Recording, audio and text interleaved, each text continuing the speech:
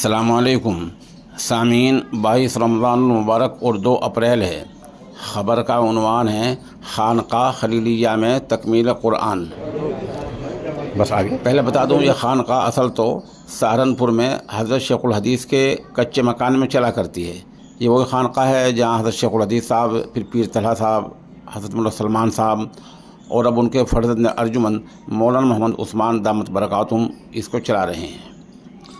ماہ مبارک میں معتکفین کی کثرت کی وجہ سے یہ خانقاہ مظاہر العلوم کی مسجد میں منتقل ہو جایا کرتی ہے۔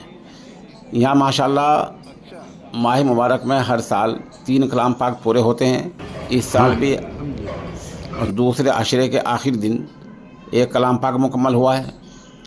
حسب معمول یہاں تراویح کے بعد سورہ یاسین شریف کی تلاوت ہوتی ہے ہر دن۔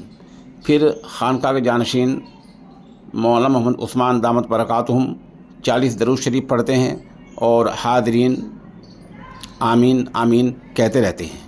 اس کے بعد ایک بیان ہوتا ہے، پھر طویل دعا ہوتی ہے۔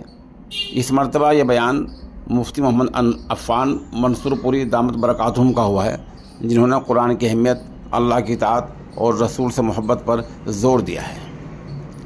یہاں معتکفین اس سال 500 زیادہ ہیں آخر عشرے میں، اور اس سے پہلے 250-300 معتکفین رہے ہیں۔ اور کلام پاک کی جو تقریب ہوئی ہے 20ویں شب میں، اس میں تقریباً 4-5 ہزار لوگ موجود تھے۔ موقع کی چند تصاویر پیش خدمت ہیں۔